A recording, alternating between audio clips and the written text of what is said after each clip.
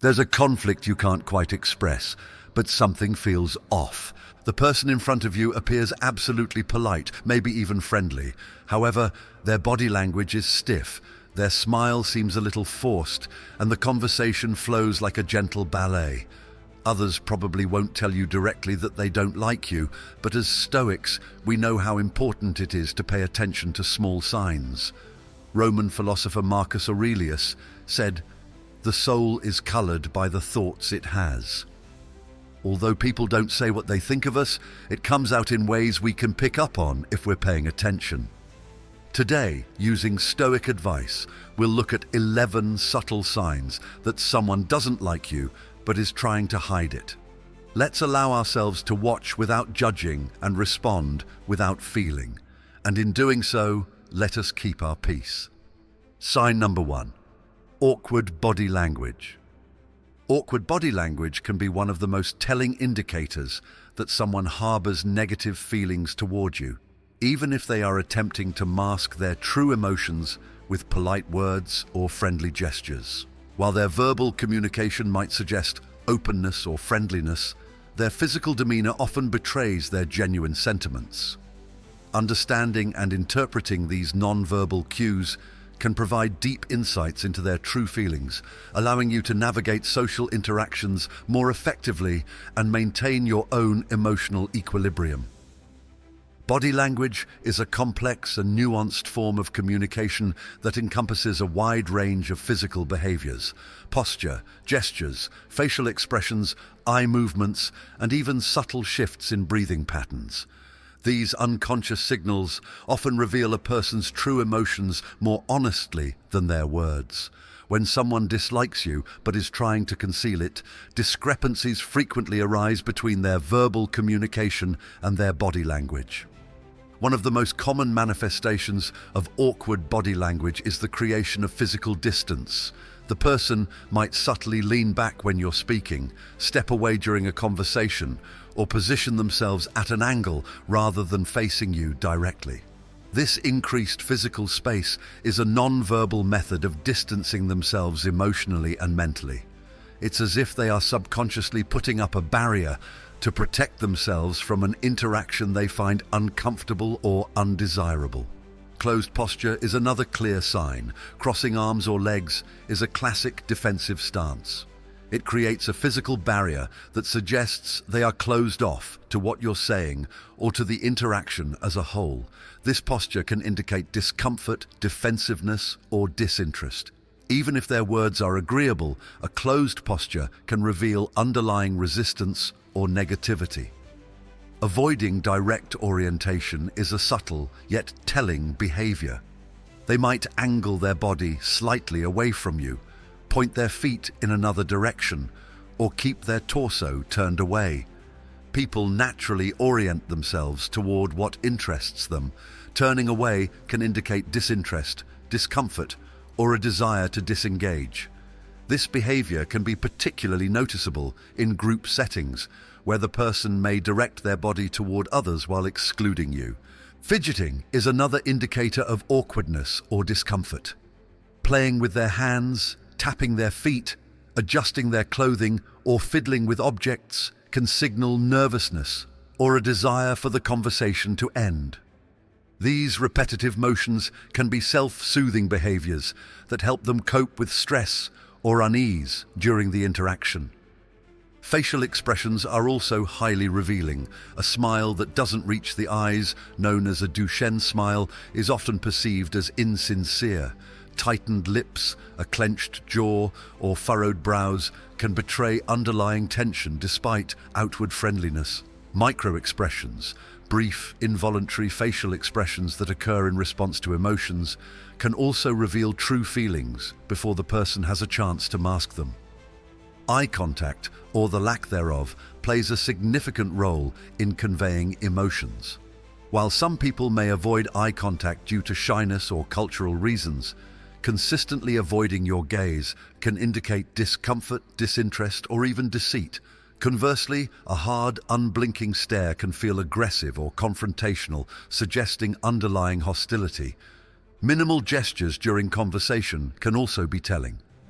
If the person uses fewer hand movements, nods less, or shows limited facial expressions, it may indicate they are restraining themselves due to discomfort or disinterest. They might be putting in minimal effort to maintain the interaction, signaling a lack of genuine engagement. The use of barrier objects is another subtle cue. Holding an object like a cup, bag, or even a phone between you can serve as a protective shield, symbolically blocking interaction. This behavior can be especially noticeable if they place items on a table in a way that creates a physical barrier. Changes in breathing patterns can also offer insights. Shallow or rapid breathing might indicate anxiety or discomfort. While this is a subtle cue and can be hard to detect, it contributes to the overall sense of awkwardness in the interaction. Understanding these nonverbal signals requires careful observation and a willingness to look beyond the surface.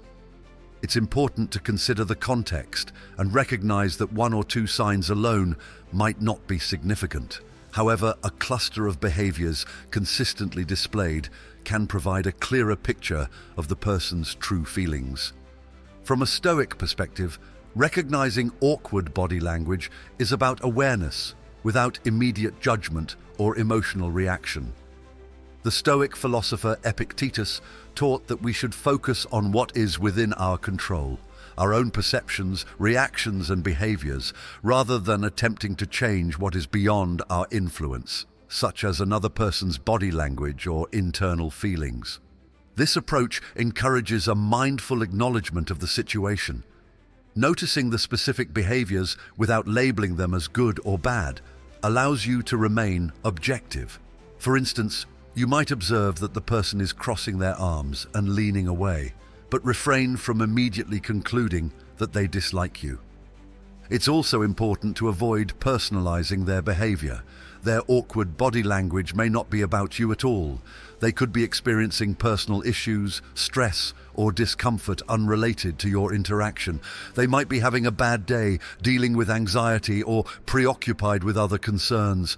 By considering alternative explanations, you prevent unnecessary self-blame or misinterpretation. Empathy plays a crucial role in this process. Putting yourself in their shoes and considering their perspective can help you understand potential reasons for their behavior. Is there something in the environment or context that might make them uncomfortable? Perhaps the setting is too crowded, the topic of conversation is sensitive, or they feel out of place. While you cannot control their body language, you can adjust your approach to create a more comfortable atmosphere. Modeling open and welcoming body language yourself can encourage them to mirror your behavior. Keep your arms uncrossed, maintain an approachable stance, and offer genuine facial expressions. Respecting personal space is also important. Standing too close can make others feel invaded, so ensure you're giving them enough room. Engaging them gently can help ease tension. Asking open-ended questions invites them into the conversation without pressure. For example, you might say, "I'd love to hear your thoughts on this," or "How has your experience been with this topic?" This approach shows that you value their input and are interested in their perspective. Paying attention to your tone and pace of speech can also make a difference. Speaking calmly and at a measured pace promotes relaxation and openness. Avoiding a rapid or aggressive tone helps prevent them from feeling overwhelmed or defensive. It's important to recognize that body language can vary greatly across different cultures and individuals. What might be considered awkward or negative in one culture could be normal in another. Additionally, some people naturally have a more reserved demeanor due to personality traits or social anxiety. Being mindful of these differences prevents misinterpretation and fosters more effective communication. In situations where the person's body language is accompanied by disrespectful behavior, it may be appropriate to set gentle boundaries or gracefully exit the interaction. If their actions are causing you discomfort or if the interaction is unproductive, protecting your own well-being is paramount. Self-reflection is a valuable tool in these circumstances. Use the opportunity to consider your own state of mind and behavior. Are you projecting any anxiety or negativity that could influence the interaction? Ensuring that you are approaching the situation with a clear and calm mind helps prevent unnecessary conflict and promotes healthier interactions. Stoic philosophy emphasizes the importance of accepting what we cannot change. Marcus Aurelius wrote in his Meditations, "You have power over your mind, not outside events. Realize this and you will find strength." By focusing on your internal state rather than external circumstances, you maintain inner peace regardless of the other person's body language. This inner peace allows you to navigate social interactions more effectively. By not taking their awkward body language personally, you prevent it from affecting your mood or self-esteem. You recognize that their behavior is a reflection of their own internal state, not a judgment of your worth. Moreover, maintaining your composure sets a positive example. Others may notice your calm and collected demeanor, which can influence the overall atmosphere of the interaction. Your steadiness can have a calming effect on those around you, potentially easing the tension and fostering a more open dialogue. In professional settings, understanding and appropriately responding to awkward body language can enhance your effectiveness. For example, if you're leading a meeting and notice that team members are displaying signs of discomfort, you might adjust your approach. Perhaps offering a break, changing the topic, or inviting input can alleviate tension and improve engagement. In personal relationships, being attuned to these cues can strengthen connections. Recognizing when a friend or loved one is uncomfortable allows you to address concerns sensitively. You might offer support, ask if something is bothering them, or simply provide a listening ear. It's also essential to practice self-care. Interacting with someone who consistently displays negative body language can be draining. Setting boundaries and ensuring that you are not overextending yourself emotionally helps maintain your well-being. Surrounding yourself with positive influences and engaging in activities that replenish your energy contribute to a balanced life. Awkward body language is a subtle but powerful sign that someone might be concealing negative feelings. Recognizing these signals equips you to respond thoughtfully rather than reactively. By focusing on what you can control, your own actions and attitudes, you maintain your equilibrium and contribute positively to the interaction. Every individual carries their own burdens and challenges. Extending grace and understanding not only benefits others, but also reinforces your commitment to Stoic principles. Embracing patience, empathy, and wisdom in your interactions fosters personal growth and enhances your relationships. By observing without judgment, adjusting your approach with mindfulness, and maintaining inner peace, you navigate the complexities of human interaction with grace. This approach allows you to preserve your mental and emotional well-being while engaging with others authentically and respectfully. Sign number 2, forced smiles. Forced smiles are a subtle yet powerful indicator that someone may be harboring negative feelings toward you while attempting to conceal them behind a veneer of politeness. At first glance, everything seems normal. They appear to be smiling, engaging in conversation, and maintaining social decorum.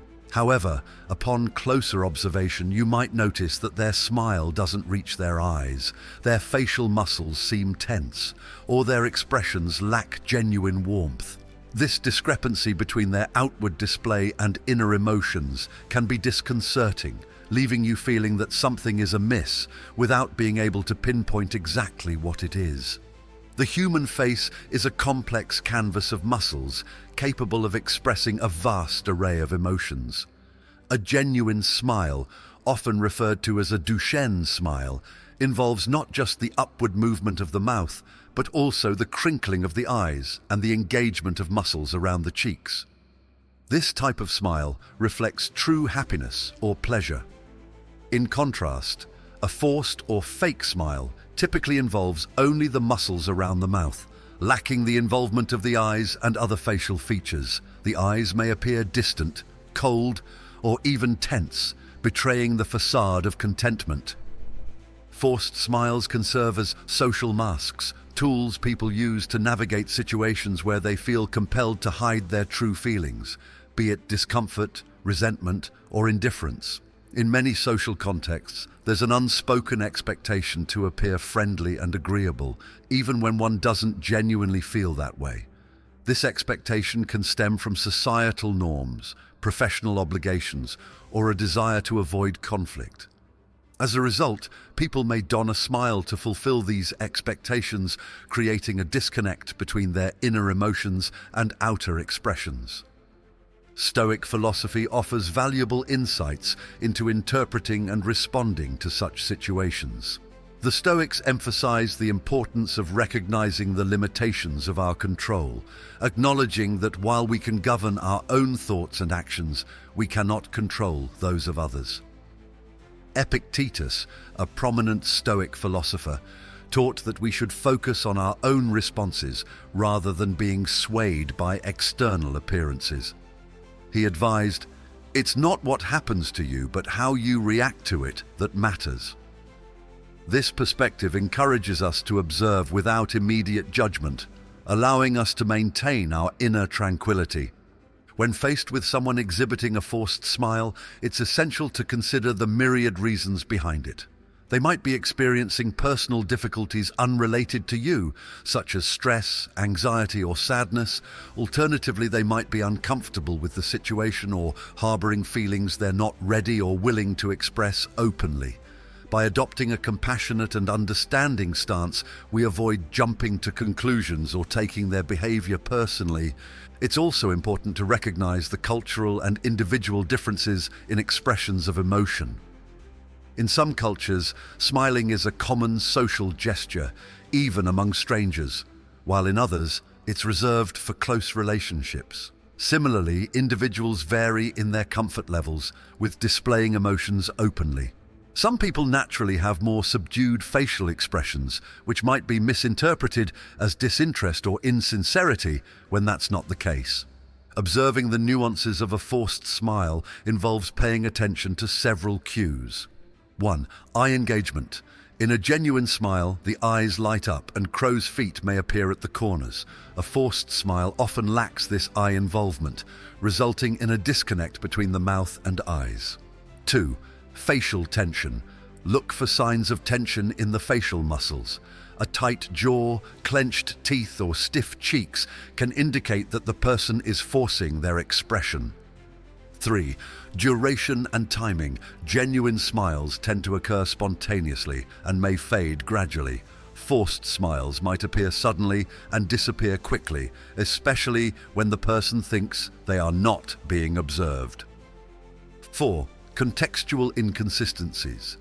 If someone's facial expression doesn't match the context, for example, smiling during a discussion of a serious topic, it might suggest they're masking their true feelings. 5.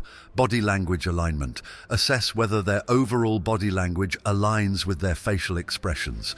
Discrepancies between a smiling face and closed-off body posture, like crossed arms or turned-away feet, can indicate incongruence. From a Stoic standpoint, recognizing these signs allows us to respond thoughtfully rather than react emotionally. Instead of confronting the person or demanding authenticity, we can choose to accept that they may have reasons for their behavior that we're not privy to. Marcus Aurelius wrote, "Accept whatever comes to you woven in the pattern of your destiny, for what could be more aptly fit your needs." This acceptance doesn't mean ignoring disrespect or harm, but acknowledging that we cannot control others' actions, only our responses to them. Moreover, forced smiles can serve as an opportunity for self-reflection and personal growth. Encountering such situations challenges us to practice patience, empathy, and emotional resilience. By not taking the forced smile as a personal affront, we prevent unnecessary stress and maintain our peace of mind. Seneca, another Stoic philosopher, observed, "We suffer more often in imagination than in reality." By refraining from assuming negative intentions, We avoid creating internal turmoil based on potentially incorrect assumptions. It's also worthwhile to consider how we might inadvertently contribute to the situation. Are we engaging in behaviors that could make the other person uncomfortable? Are we dominating the conversation, discussing sensitive topics, or failing to read their cues? Reflecting on our own actions allows us to adjust accordingly, fostering more positive interactions. In professional settings, recognizing forced smiles can be particularly beneficial. For instance, during negotiations or team collaborations, being attuned to non-verbal cues helps navigate dynamics effectively. If a colleague consistently offers forced smiles during discussions, it might indicate unresolved issues or disagreements that need to be addressed. Approaching the situation with openness and a willingness to listen can lead to more productive outcomes. In personal relationships, addressing the underlying issues gently and compassionately can strengthen bonds. If a friend or family member appears to be masking their true feelings, creating a safe space for honest communication can be invaluable. You might say, "I've noticed that you seem a bit distant lately. Is everything okay?" Such an approach demonstrates care without accusation, encouraging them to share if they're comfortable doing so. However, it's crucial to respect boundaries. Not everyone is ready or willing to delve into their emotions, and pressing too hard can cause further discomfort. The Stoic practice of sympathia, the understanding that we're all part of a larger whole, reminds us to be considerate of others' capacities and limits. It's also important to be mindful of our own tendencies to use forced smiles. Social pressures or a desire to avoid conflict might lead us to hide our true feelings behind a facade of cheerfulness. While there are times when maintaining professionalism or politeness is appropriate, consistently suppressing genuine emotions can be detrimental to our well-being. Stoicism encourages authenticity and self-honesty. Epictetus advised, "First say to yourself what you would be, and then do what you have to do." Embracing our true selves allows for more sincere interactions and personal fulfillment. Practicing emotional awareness helps us recognize when we're forcing expressions and understand why. Are we uncomfortable expressing displeasure or disagreement? Do we fear negative repercussions if we reveal our true feelings? Addressing these questions can lead to personal growth and more authentic relationships. Furthermore, understanding the limitations of reading body language is important. While nonverbal cues provide valuable information, they are not infallible indicators of someone's internal state. Misinterpretations can occur, especially when we rely solely on observation without considering context or seeking clarification. Combining our observations with open communication, when appropriate, leads to a more accurate understanding. In situations where addressing the issue directly isn't suitable, focusing on maintaining a positive and respectful interaction is beneficial.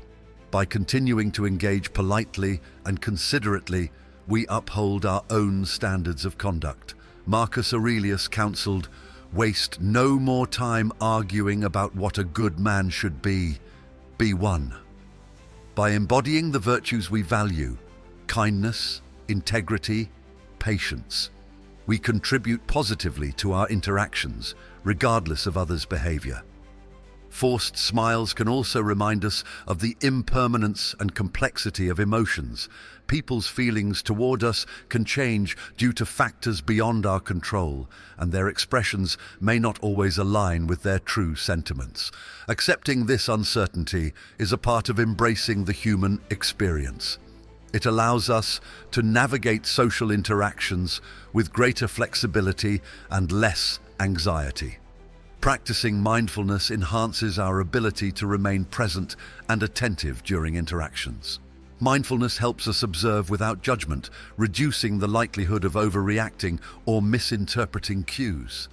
It enables us to respond thoughtfully, choosing actions aligned with our values rather than reacting impulsively. Engaging in regular self-care supports our emotional resilience. Activities such as meditation, journaling, or spending time in nature can replenish our energy and provide clarity. When we're grounded and centered, we're better equipped to handle challenging interactions with composure. In summary, forced smiles are a nuanced signal that someone may be concealing their true feelings. By observing these cues thoughtfully and responding with Stoic wisdom, we maintain our inner peace and promote more genuine connections. Recognizing the limitations of our control, practicing empathy, and upholding our own integrity are key aspects of this approach. As we navigate a world filled with complex social dynamics, embracing Stoic principles guides us toward a life of greater tranquility and fulfillment. We learn to accept others as they are, focus on what we can control, and cultivate a harmonious relationship with ourselves and those around us.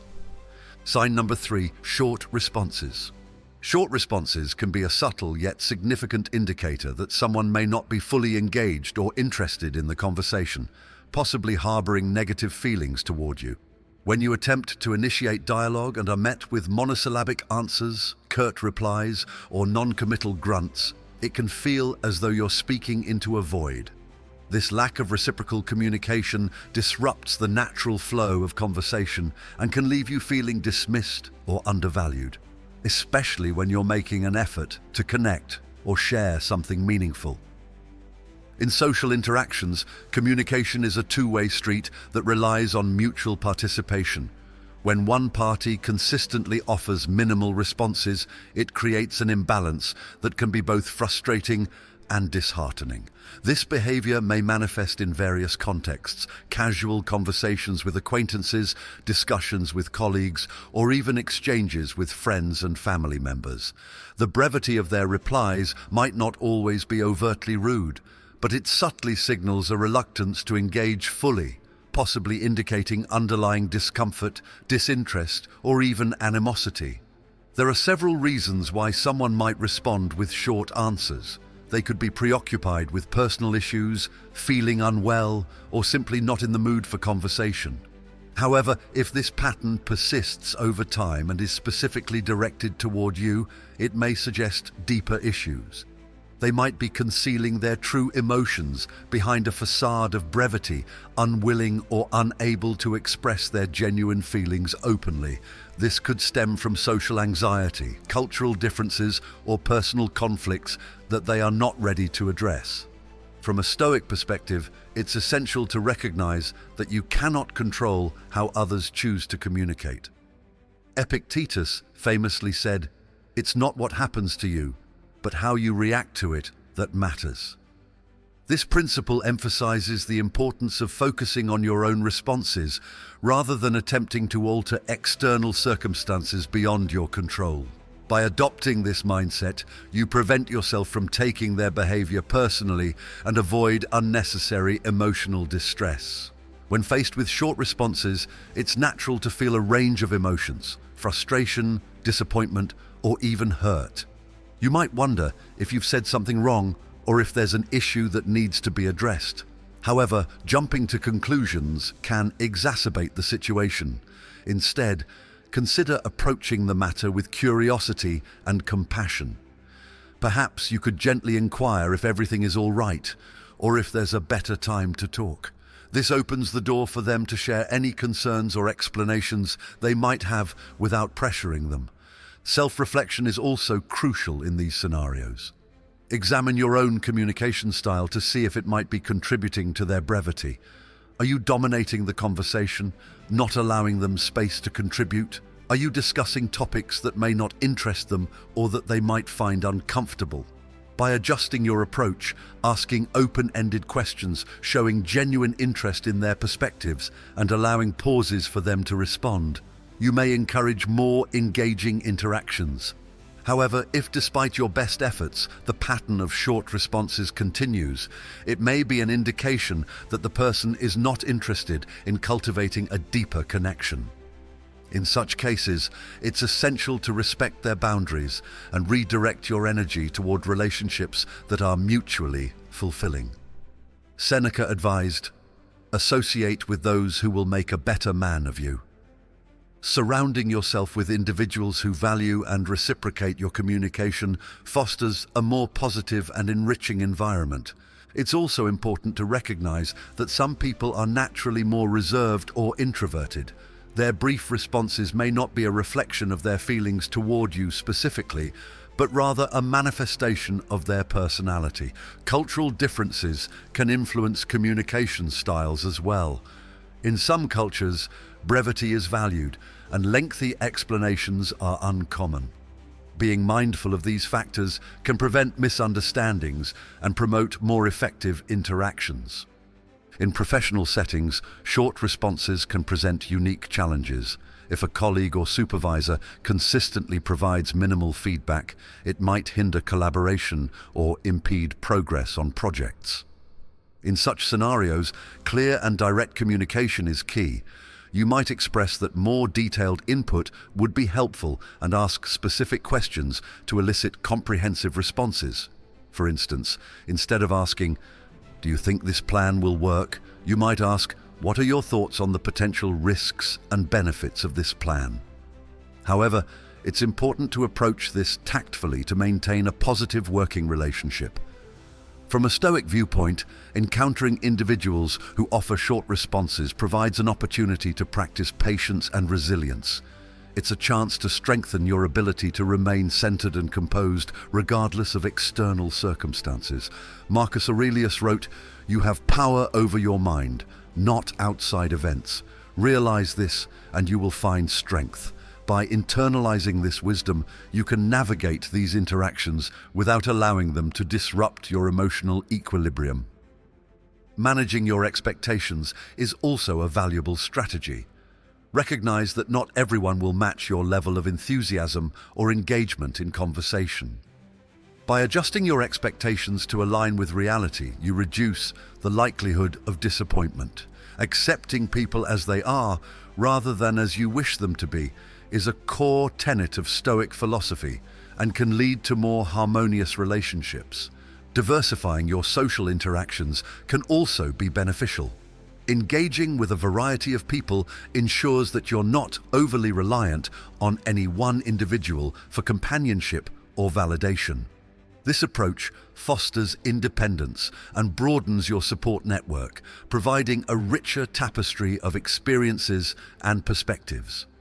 In personal relationships, persistent short responses might signal deeper issues that warrant attention.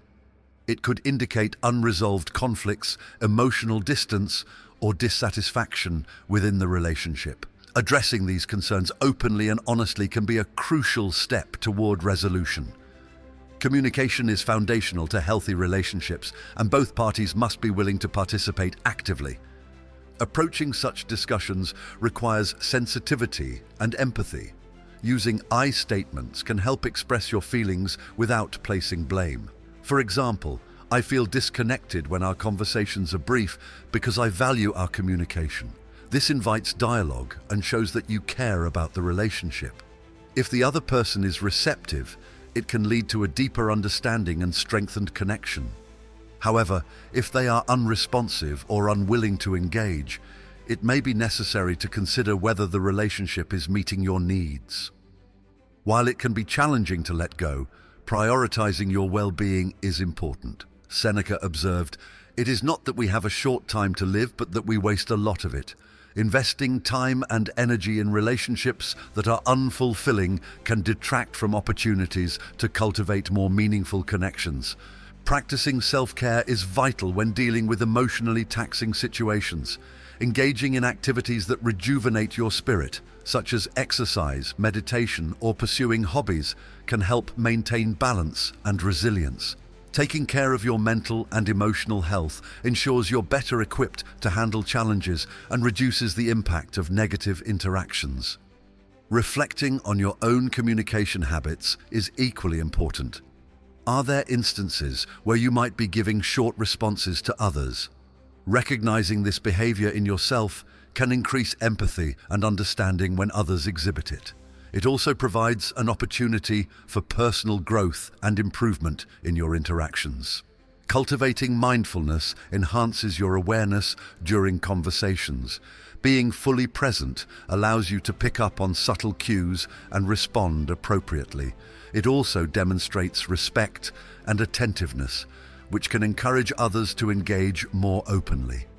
Mindfulness practices can include active listening, where you focus entirely on the speaker without planning your response, and observing non-verbal signals that accompany their words. Understanding that each individual communicates differently can foster patience and tolerance.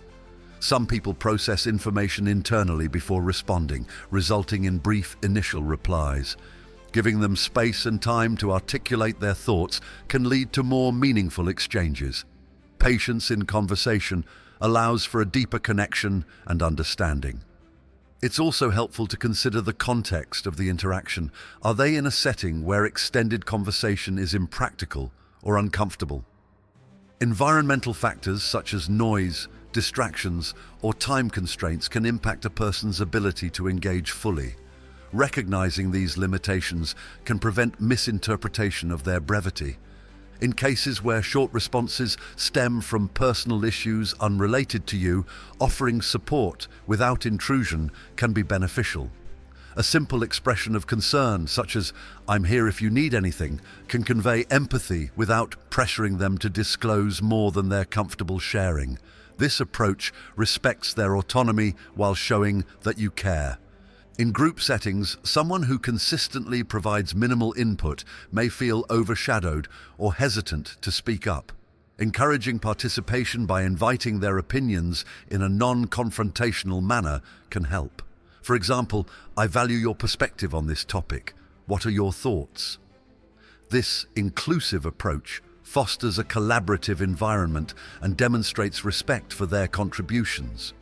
If you suspect that your communication style is contributing to their short responses, consider seeking feedback from trusted individuals. They may offer insights into how your approach is perceived and suggest adjustments.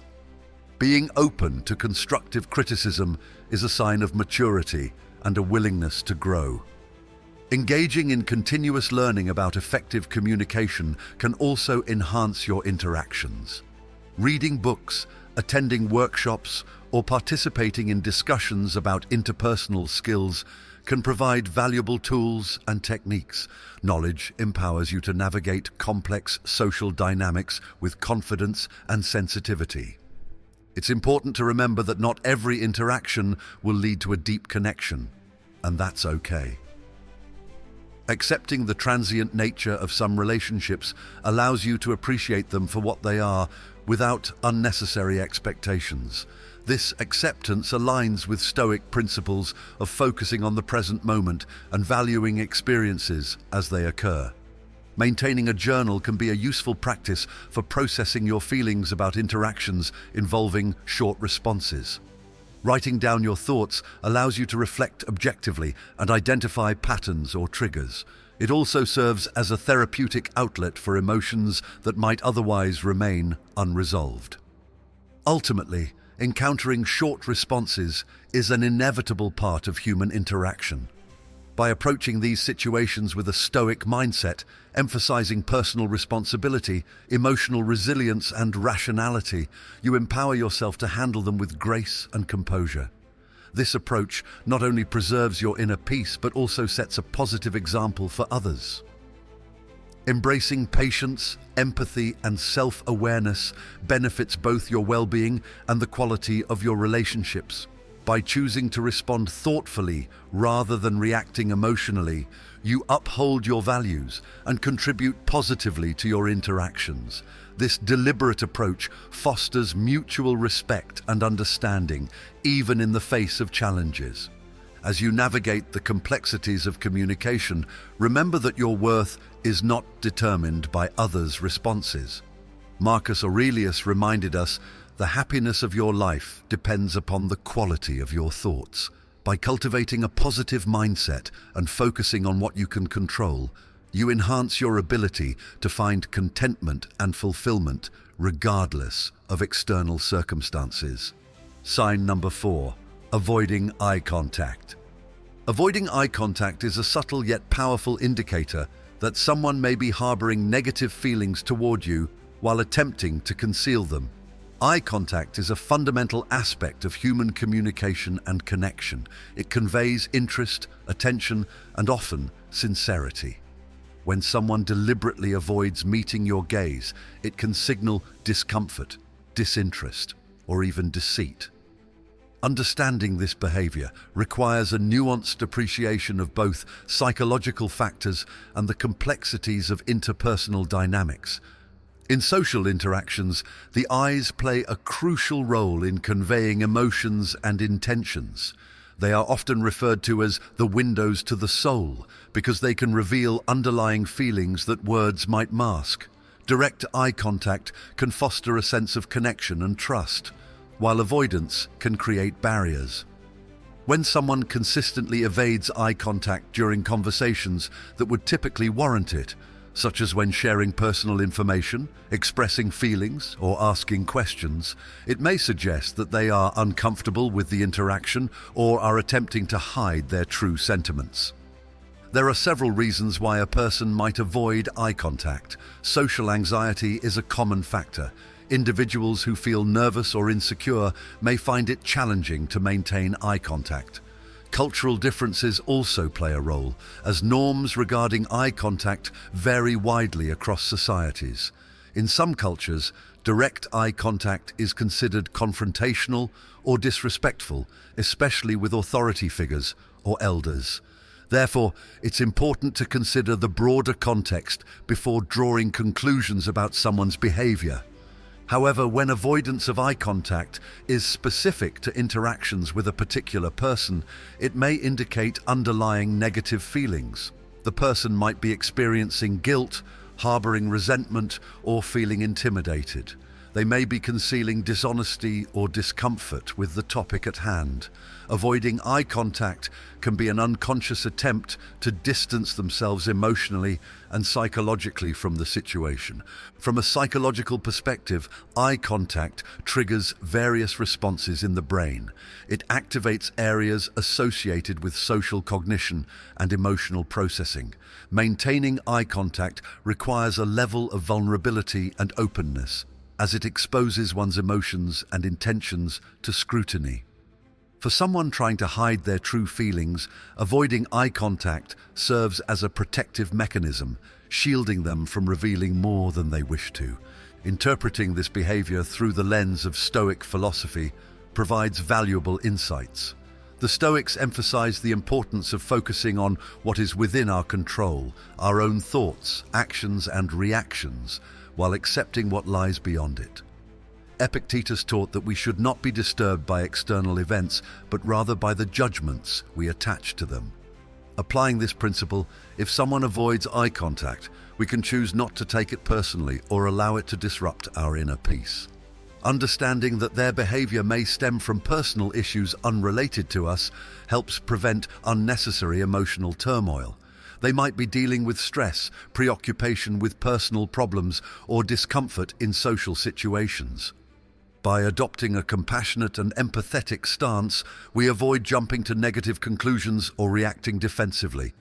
It's also essential to recognize that not all avoidance of eye contact signifies negative feelings. Some individuals have neurodivergent conditions, such as autism spectrum disorder, that affect their ability to maintain eye contact comfortably. Others might be visually impaired or have cultural backgrounds where eye contact norms differ. Being mindful of these possibilities ensures that we do not misinterpret innocent behaviors as indicative of dislike or deceit. In situations where avoiding eye contact is accompanied by other signs of disengagement, such as monosyllabic responses, closed body language, or physical distancing, it may be more indicative of negative feelings. Noticing these patterns allows us to approach the situation thoughtfully. Rather than confronting the person or expressing frustration, we can choose to adjust our interactions accordingly. One approach is to create a more comfortable environment for communication. This might involve selecting a different setting for conversations, such as a quieter or more private space, where the person might feel less anxious. Adjusting our own body language to be more open and non-threatening can also encourage them to relax. Speaking in a calm and gentle tone, avoiding aggressive gestures, and giving them space can make a significant difference. Another strategy is to engage in active listening. By showing genuine interest in their perspectives and allowing them to express themselves without interruption, we may alleviate some of their discomfort. Asking open-ended questions can encourage them to share more, providing insights into their feelings and thoughts.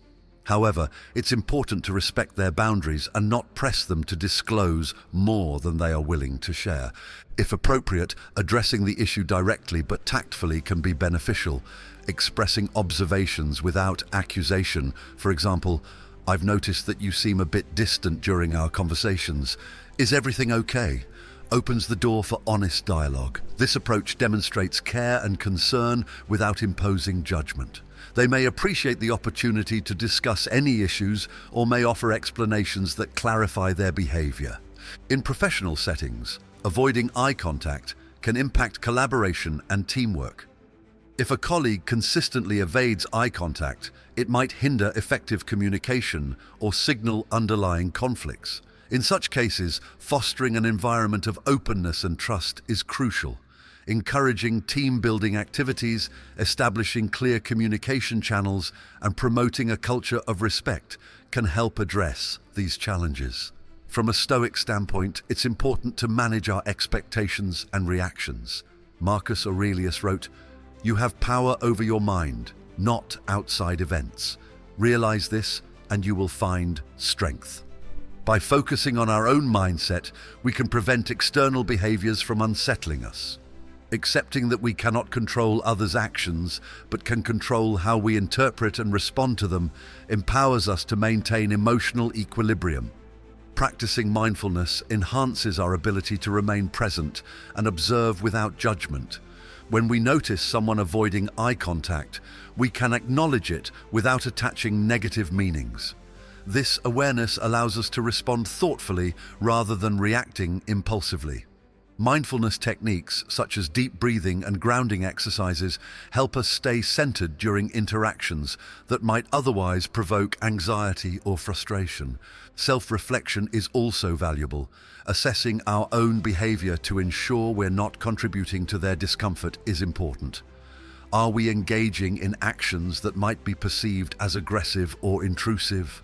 Adjusting our approach to be more accommodating can facilitate better communication.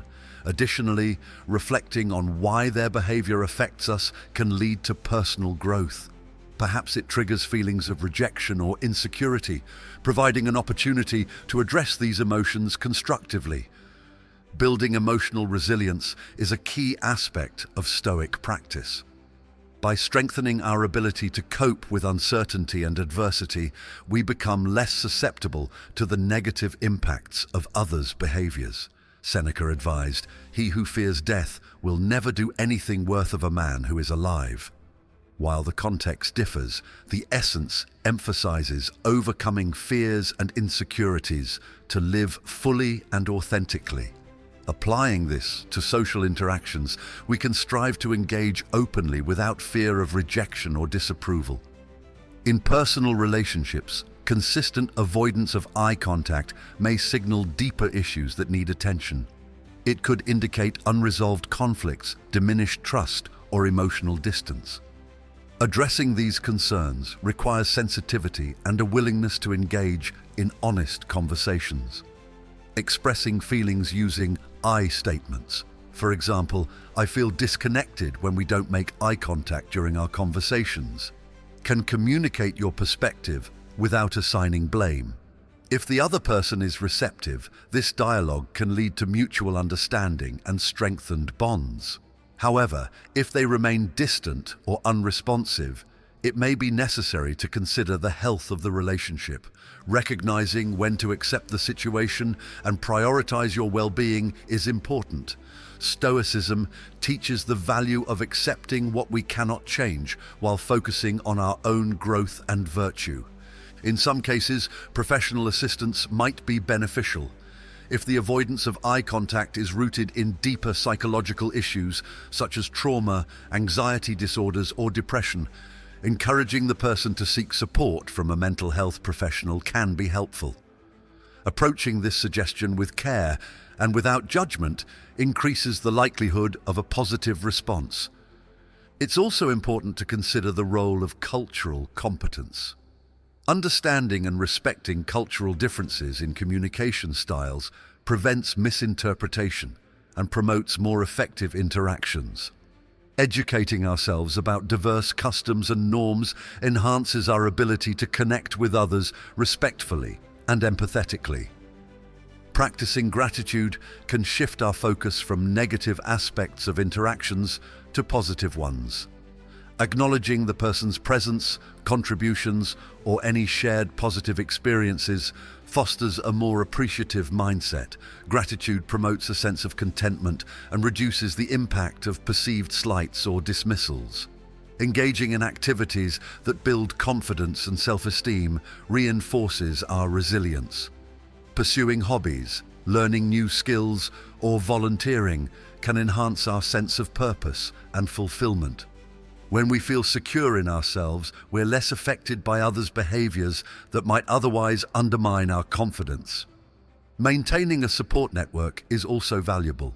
Sharing experiences and feelings with trusted friends or mentors provides perspective and encouragement. They may offer insights or advice that help navigate challenging interactions. Knowing that we have a supportive community bolsters our ability to handle difficulties with grace. In situations where avoiding eye contact is a consistent issue with multiple people, it may be helpful to consider seeking feedback. There might be aspects of our own behavior or communication style that inadvertently make others uncomfortable. Being open to constructive criticism demonstrates humility and a commitment to personal growth. Ultimately, avoiding eye contact is a complex behavior with multifaceted interpretations. By approaching it with a balanced perspective, acknowledging potential issues without making unfounded assumptions, we navigate social interactions more effectively. Applying Stoic principles of acceptance, focus on personal virtue, and emotional resilience equips us to handle such situations with composure and wisdom. As we interact with others, embracing empathy, patience, and understanding enhances our relationships and contributes to a more harmonious social environment. Recognizing that everyone faces their own challenges allows us to extend grace and kindness, fostering connections based on mutual respect and authenticity. Sign number 5. Not engaging with your stories. When you share a personal story, achievement, or challenge you've overcome, it's natural to hope for a reciprocal level of enthusiasm or at least attentive interest from the person you're speaking with. Storytelling is a fundamental human activity that fosters connection, understanding, and empathy between individuals. It allows us to share our experiences, values, and emotions, building bridges that can deepen relationships. However, when the person you're speaking to doesn't engage with your stories, responding with indifference, changing the subject, or offering minimal acknowledgement, it can be a subtle yet significant sign that they may not hold you in high regard or might even harbor negative feelings toward you while attempting to conceal them. This lack of engagement can manifest in various ways. They might respond with silence, offering no verbal cues that they're following along or interested.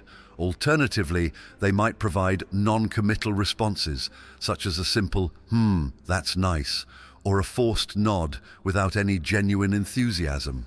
In some cases, they may interrupt you to shift the conversation to a different topic, particularly one that centers around themselves or something unrelated to what you were discussing.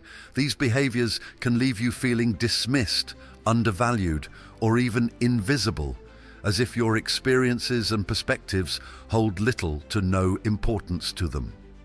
The psychology behind this behavior can be multifaceted. On one level, it may reflect a lack of empathy or emotional intelligence.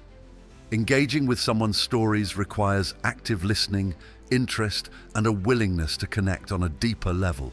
When someone consistently fails to do so, it might indicate that they are emotionally aloof or self-centered.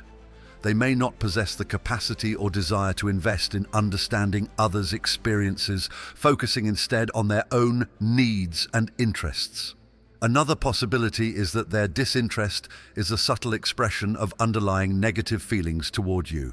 By not engaging with your stories, they might be attempting to distance themselves emotionally or signal that they do not value your relationship. This passive form of disengagement allows them to avoid open confrontation or direct expressions of dislike, which can be more socially acceptable but nonetheless hurtful. From a Stoic perspective, it's essential to recognize that others' reactions are beyond our control. Epictetus, a prominent Stoic philosopher, taught that we should focus on what is within our power, our own thoughts, actions, and attitudes, while accepting what lies beyond it. He stated, "It's not what happens to you, but how you react to it that matters." Applying this principle, we can choose how we interpret and respond to someone's lack of engagement without allowing it to disturb our inner peace. When faced with disinterest, it's natural to feel a range of emotions, including hurt, frustration, or self-doubt. You might question whether your stories are uninteresting or whether you've done something to cause their disengagement. However, it's important to avoid internalizing their behavior as a reflection of your worth. Their lack of enthusiasm often says more about their state of mind than about the value of your experiences. Marcus Aurelius, another Stoic philosopher and Roman emperor, emphasized the importance of finding contentment within oneself. He wrote, "The happiness of your life depends upon the quality of your thoughts." By cultivating a mindset that does not rely on external validation, you strengthen your resilience against others' indifference. Recognize that while it's pleasant to have others appreciate and engage with your stories, their approval is not essential for you to find joy and meaning in your experiences. Moreover, their disinterest may stem from factors unrelated to you. They could be preoccupied with personal issues, experiencing stress, or simply lacking the energy to engage fully at that moment. Practicing empathy allows you to consider these possibilities without jumping to negative conclusions. Seneca, a Stoic philosopher and statesman, advised, "Wherever there is a human being, there is an opportunity for kindness." Extending understanding toward others, even when they seem disengaged, fosters a more compassionate and harmonious approach to relationships. However, it's also important to recognize patterns. If someone consistently fails to engage with your stories over time, it may indicate a deeper issue in the relationship. Assessing the nature of your interactions can help you determine whether the relationship is mutually fulfilling. Stoicism encourages us to be discerning in our associations. Epictetus suggested, "The key is to keep company only with people who uplift you, whose presence calls forth your best." Surrounding yourself with individuals who value and support you contributes to your well-being and personal growth. In practical terms, consider how you might adjust your approach to interactions with this person. Here are some strategies. 1. Self-reflection. Reflect on your storytelling style. Are you monopolizing conversations without giving them space to share? Do your stories resonate with their interests or experiences? Adjusting your communication to be more inclusive and attentive to their cues may encourage more engagement. 2. Open dialogue. If appropriate, have an open and honest conversation about your observations. Express your feelings using I statements to avoid sounding accusatory. For example, "I feel disconnected when we don't engage in each other's stories. Is there something on your mind?" 3. Empathy and patience. Consider that they might be dealing with personal challenges. Offering support without pressuring them to share can strengthen your connection. A simple, "I'm here if you need anything," conveys care and openness. 4. Adjust expectations. Accept that not everyone communicates or connects in the same way. They might express interest differently or have a more reserved demeanor. Adjusting your expectations to align with their communication style can reduce frustration. 5. Focus on reciprocation. Invest your time and energy in relationships where there is mutual interest and engagement. Nurturing connections with those who appreciate and reciprocate your efforts enriches your social network. 6. Maintain self-worth. Reinforce your sense of self-worth independently of others' reactions. Engage in activities that bring you joy and fulfillment, and celebrate your accomplishments regardless of external acknowledgement. 7. Practice detachment. Apply the Stoic principle of detachment by observing their behavior without emotional attachment. Recognize that their disinterest is not within your control and does not define your value. 8. Seek feedback. If you trust the person, you might ask for feedback. Perhaps there's an underlying issue you're unaware of, or they might offer insights into how you can improve communication. 9. Evaluate the relationship. Consider whether the relationship aligns with your values and contributes positively to your life. If it consistently leaves you feeling undervalued, it may be necessary to reevaluate its importance. In professional settings, not engaging with your stories can impact teamwork and collaboration. If colleagues show disinterest when you share ideas or updates, it may hinder productivity and morale. Addressing this professionally involves clarity and relevance. Ensure that your contributions are clear, concise, and relevant to the discussion. Colleagues may engage more if they see the direct value in what you're sharing. Solicit input. Encourage others to share their perspectives. Asking for feedback or inviting questions fosters a more interactive dialogue. Professional development. Enhance your communication skills through training or workshops. Effective storytelling and presentation skills can increase engagement in professional contexts. Addressing issues. If disinterest persists, consider discussing it with a supervisor or mediator to improve team dynamics. In personal relationships, sharing stories is a way to build intimacy and understanding. When a friend or loved one doesn't engage, it can feel particularly hurtful. Navigating this requires sensitivity. Quality time. Propose activities that foster connection, such as shared hobbies or experiences, which might encourage more natural engagement.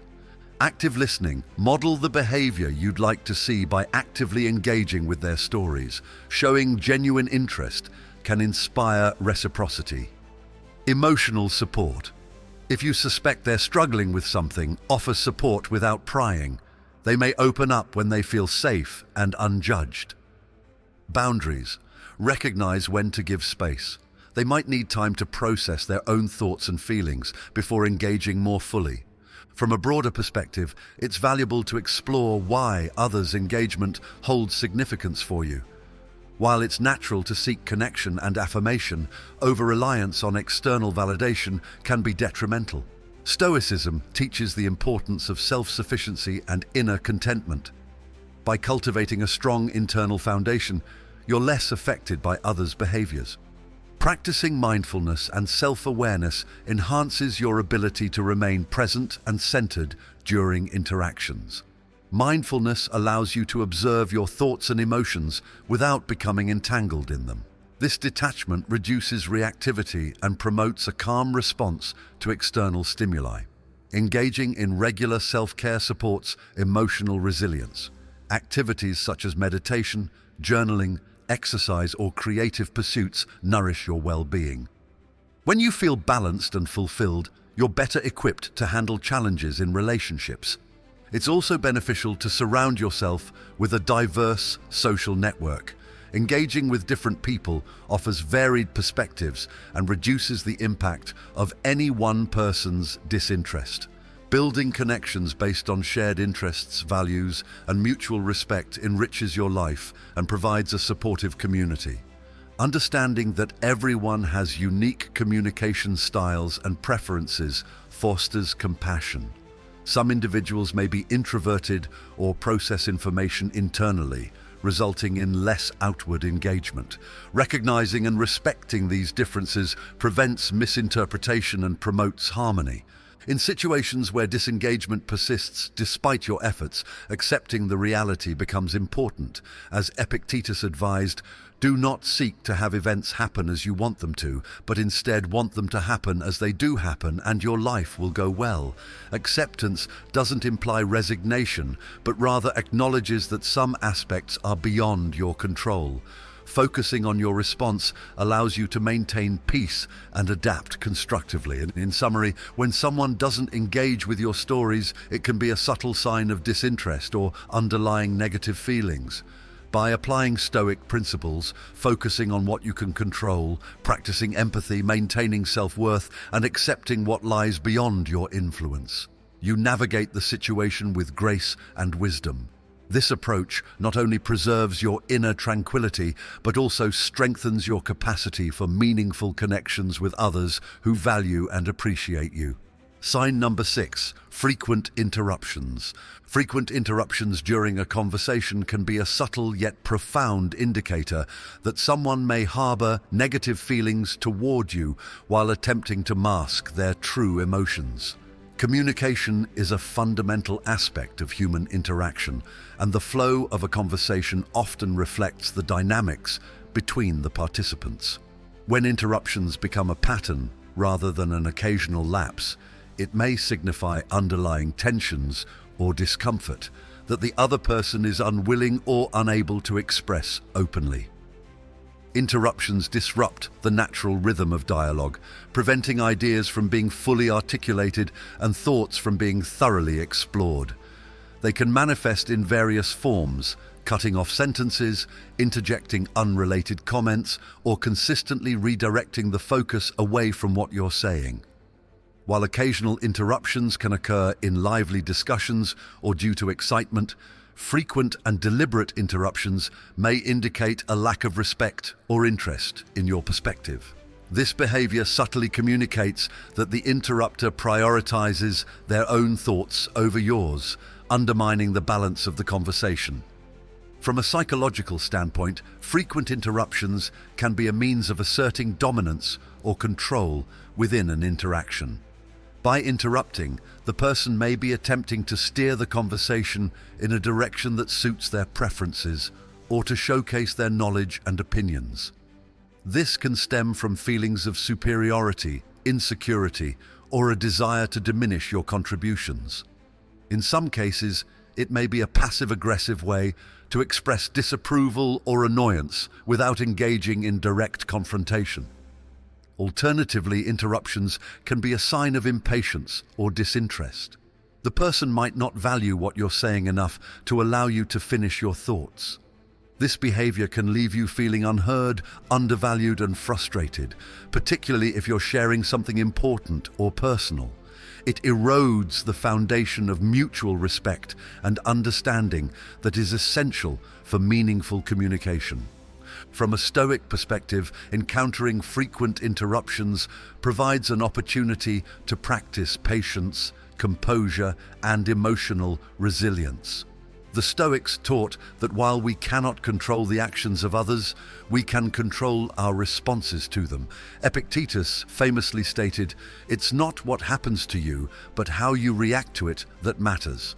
Applying this principle, we can choose to remain calm and unperturbed in the face of interruptions, recognizing that the behavior reflects the other person's state of mind, rather than our own worth or the value of our contributions.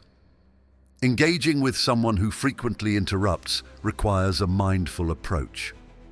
Here are some strategies to navigate such interactions. 1. Pause and assess. When interrupted, take a moment to pause.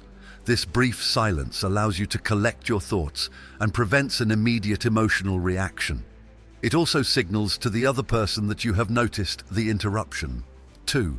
Maintain composure. Responding with irritation or impatience can escalate tension. By maintaining a calm demeanor, you demonstrate self-control and refuse to be drawn into negativity. Marcus Aurelius advised, "The best revenge is not to be like your enemy. Upholding your own standards of conduct preserves your integrity. 3. Assertive communication. If interruptions persist, consider addressing the behavior politely yet firmly. You might say, "I'd like to finish my thought," or "Please allow me to complete what I'm saying." This sets a boundary without aggression, asserting your right to be heard. 4. Active listening. Model the behavior you wish to see by actively listening when the other person speaks. This can encourage reciprocity and highlight the contrast between your attentiveness and their interruptions. 5. Adjust expectations. Recognize that the person may have habitual patterns of communication that are unlikely to change. Adjusting your expectations can reduce frustration. Seneca noted, "We suffer more often in imagination than in reality." By not anticipating a change, you minimize potential disappointment. 6. Reflect on the relationship. Consider whether the relationship is mutually beneficial and respectful. If the interruptions signify deeper issues, such as a lack of respect or underlying hostility, it may be necessary to reevaluate the importance of the connection in your life. 7. Practice empathy. Try to understand the underlying reasons for their behavior. They may be unaware of their interruptions, or they might be dealing with personal challenges that affect their communication style. Empathy fosters patience and reduces the likelihood of taking their actions personally. 8. Seek alternative communication channels. If face-to-face conversations are challenging, consider communicating through written means such as emails or messages. This can provide space for both parties to express themselves without immediate interruption. 9. Set boundaries. Establishing clear boundaries protects your well-being. If the interruptions become disrespectful or harmful, it may be appropriate to limit interactions with the person. In professional settings, frequent interruptions can undermine teamwork, productivity, and morale. Addressing this behavior requires tact and professionalism. Private discussion. Consider speaking with the individual privately to express your concerns. Use I statements to convey how the interruptions affect you without assigning blame. For example, "I feel that I am not able to contribute fully when I am interrupted." Facilitated meetings. In group settings, utilizing a meeting facilitator who ensures that everyone has an opportunity to speak can mitigate interruptions. Establishing ground rules for discussions promotes a respectful environment. Support from leadership. If the behavior persists, seeking support from a supervisor or human resources may be necessary. Framing the issue in terms of its impact on team dynamics and productivity emphasizes its importance. In personal relationships, frequent interruptions can strain connections and erode trust. Open communication is key. Express feelings. Share your feelings honestly and calmly. For example, "When I'm interrupted, I feel that my thoughts aren't valued." Collaborative solutions. Work together to find ways to improve communication. This might involve agreeing to let each person finish speaking before responding or setting aside dedicated time for uninterrupted conversations. Counseling or mediation. If the issue is significant and affects the relationship deeply, professional counseling or mediation might be beneficial.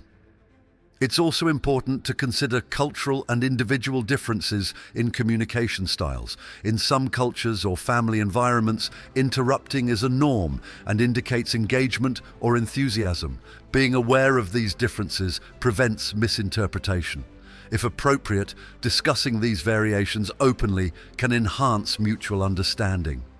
From a self-development perspective, reflecting on how interruptions affect you can lead to personal growth. Are you reacting strongly because it triggers feelings of insecurity or a need for validation? Exploring these emotions allows you to address underlying issues and strengthen your emotional resilience. Practicing mindfulness can enhance your ability to remain present and composed during interruptions. Mindfulness techniques, such as focused breathing or grounding exercises, help you stay centered and reduce reactivity. This state of calm awareness enables you to choose thoughtful responses aligned with your values. Engaging in self-care supports your well-being. Activities that replenish your energy, such as exercise, meditation, or creative pursuits, bolster your capacity to handle challenging interactions. When you are balanced and fulfilled, external disturbances have less impact on your inner peace. It's also valuable to cultivate a supportive network of friends, family, or colleagues who respect and value your contributions. Positive relationships reinforce your sense of self-worth and provide a counterbalance to negative interactions. Surrounding yourself with people who listen attentively and engage thoughtfully enriches your life. Understanding that frequent interruptions may not be intentional can shift your perspective. The person might be unaware of their behavior or lack effective communication skills. Offering gentle feedback can raise their awareness and potentially improve the interaction. For example, I've noticed that we often talk over each other. Maybe we can find a way to have smoother conversations. However, it's crucial to recognize when the behavior reflects deeper disrespect or hostility. In such cases, prioritizing your well-being may involve distancing yourself from the person. As Epictetus advised, keep company with those who uplift you. Investing time and energy in relationships that honor mutual respect fosters a healthier and more fulfilling social environment. In situations where you might be the one interrupting, self-awareness is key. Reflect on your communication habits to ensure you're contributing positively to conversations. Are you eager to share your thoughts without fully listening to others? Practicing active listening and patience enhances your interactions and demonstrates respect for others. In group discussions, being mindful of turn-taking and allowing pauses before speaking can prevent unintentional interruptions. Encouraging inclusive dialogue by inviting quieter participants to share their perspectives fosters a collaborative atmosphere. From a broader societal perspective, promoting effective communication skills benefits communities and organizations.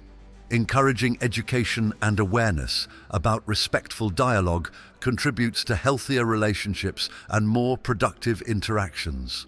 Workshops, seminars, and educational programs can provide tools and techniques for improving communication dynamics. Frequent interruptions serve as a subtle sign that someone may harbor negative feelings or lack respect for you, even if they attempt to hide it. By applying Stoic principles, focusing on what you can control, maintaining composure, and practicing empathy, you navigate these interactions with wisdom and grace. This approach preserves your inner tranquility, reinforces your integrity, and contributes to more meaningful and respectful relationships. Sign number 7, giving backhanded compliments. Backhanded compliments are a subtle yet impactful way someone might express negative feelings toward you while attempting to maintain a facade of friendliness or politeness. These remarks are crafted to appear as praise on the surface, but carry an undercurrent of criticism or disdain. They often leave you feeling unsettled, questioning the sincerity of the speaker, and wondering if you should feel flattered or insulted. A backhanded compliment typically combines a positive statement with a negative qualifier. For example, someone might say, "You did a great job on that presentation," for someone who's new to this. This implies that your success is surprising due to a perceived lack of experience or ability. Another example is, "You look so nice today, I didn't recognize you," suggesting that you don't usually look nice. Such comments are designed to undermine your confidence subtly, casting doubt on your achievements or attributes. From a psychological perspective, individuals who offer backhanded compliments may be grappling with their own insecurities or feelings of inadequacy. By subtly putting others down, they attempt to elevate themselves or mitigate their own feelings of envy. This behavior can stem from competitiveness, jealousy, or a desire to assert superiority without engaging in overt confrontation. Encountering backhanded compliments can be perplexing and emotionally taxing. The dual nature of the comment, part praise, part insult, can leave you unsure of how to respond. You might feel the sting of the hidden criticism, but hesitate to address it for fear of appearing overly sensitive or misinterpreting the intent. This uncertainty can erode your self-esteem over time, especially if you frequently interact with the person delivering these remarks. Stoic philosophy offers valuable guidance in handling such situations. The Stoics emphasized focusing on what lies within our control, our own thoughts, reactions, and behaviors, while accepting what is beyond our control, such as the actions and opinions of others. Epictetus taught, "It's not what happens to you, but how you react to it that matters." Applying this principle, you can choose how to interpret and respond to backhanded compliments, thereby maintaining your inner peace and self-respect. One approach is to recognize that the comment reflects more about the speaker than about you. Their need to deliver a veiled insult may indicate personal issues they are projecting onto you. By viewing the situation through this lens, you detach yourself emotionally, reducing the impact of their words. This detachment doesn't imply indifference, but rather a conscious decision not to let their negativity disturb your equilibrium. Marcus Aurelius advised, "Reject your sense of injury, and the injury itself disappears." By refusing to internalize the insult, you deprive it of power over you. Instead of reacting defensively or showing that the comment affected you, you might respond with a simple "thank you," acknowledging the positive aspect of the remark and ignoring the negative. This response demonstrates confidence and emotional maturity, signaling that you are not easily unsettled by subtle digs. Another strategy is to address the comment directly but calmly, seeking clarification if necessary. For example, you could say, "Could you explain what you mean by that?" This puts the onus on the speaker to elaborate, potentially making them aware of the inappropriate nature of their remark. It also provides an opportunity for open dialogue, which might resolve underlying tensions. Practicing empathy can further aid in handling backhanded compliments. Recognizing that the speaker may be dealing with their own struggles allows you to respond with compassion rather than irritation. Seneca observed, "Wherever there is a human being, there is an opportunity for kindness. By maintaining a kind and composed demeanor, you uphold your own values and potentially diffuse any hostility." However, it's important to set healthy boundaries. While empathy is valuable, it doesn't require you to tolerate disrespect or allow others to undermine you repeatedly. If someone consistently offers backhanded compliments, it may be necessary to limit your interactions with them or address the issue more directly. Maintaining your self-respect is paramount, and distancing yourself from toxic behavior is a form of self-care. In professional settings, backhanded compliments can undermine your credibility and affect workplace dynamics. It's essential to handle such situations with tact. Documenting instances of undermining remarks can be useful, especially if the behavior escalates or impacts your performance evaluations. If comfortable, consider discussing the issue with a trusted supervisor or human resources representative. Framing your concerns around the desire for a respectful and collaborative work environment emphasizes professionalism. In personal relationships, open communication is key. Sharing how the comments make you feel can lead to greater understanding. You might say, "I appreciate your compliments, but sometimes I feel there's an underlying message that concerns me." This invites a conversation without accusatory language. The person may not be aware of how their words affect you, and bringing it to their attention can foster healthier interaction.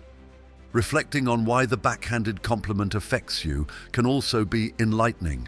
It may touch upon personal insecurities or past experiences. Self-reflection allows you to address these vulnerabilities, strengthening your emotional resilience. Engaging in activities that build confidence, such as pursuing hobbies, learning new skills, or practicing self-care, reinforces your self-worth independent of others' opinions. Stoicism encourages us to focus on our internal state rather than external validation. Epictetus advised, "No man is free who is not master of himself." By cultivating inner strength and self-mastery, you become less susceptible to the influence of others' negativity. This doesn't mean isolating yourself emotionally, but rather anchoring your sense of self in your own values and judgments. Mindfulness practices can enhance your ability to remain present and composed when faced with backhanded compliments. Techniques such as deep breathing, meditation, or grounding exercises help you stay centered.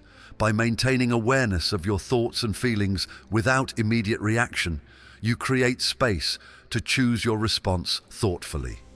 In some cases, humor can be an effective tool to diffuse tension. Responding with a light-hearted comment can shift the tone of the interaction. For example, if someone says, "You're quite articulate for someone in your field," you might reply with a smile, "Well, I try my best." This approach acknowledges the comment without giving weight to the implied slight. However, use humor judiciously, ensuring it doesn't come across as sarcastic or dismissive. It's also beneficial to consider whether the person frequently uses backhanded compliments with others. If so, it may be a habitual communication style rather than a personal attack. Understanding this can help you depersonalize the remarks and respond more effectively. Nonetheless, you are not obligated to tolerate disrespect, and setting boundaries remains important. Practicing assertiveness empowers you to address the situation directly when necessary. Assertiveness involves expressing your thoughts and feelings confidently and respectfully. You might say, "I value direct feedback.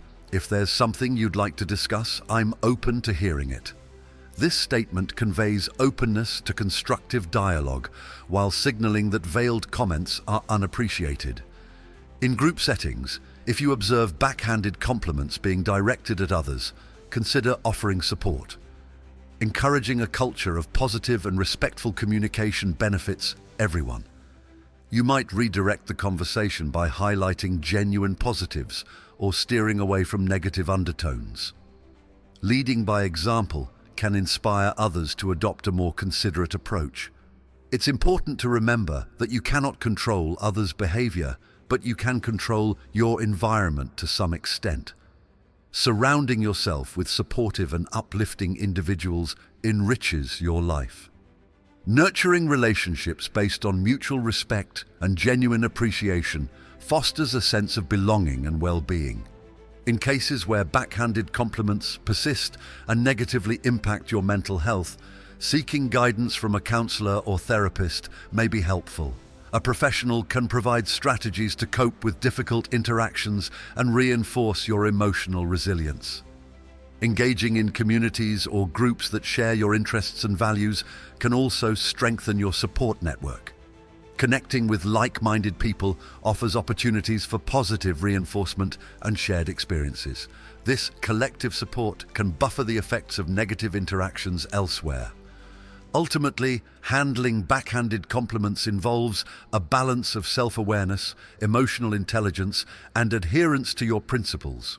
By maintaining composure, setting boundaries, and focusing on your own growth, you navigate these challenges with grace.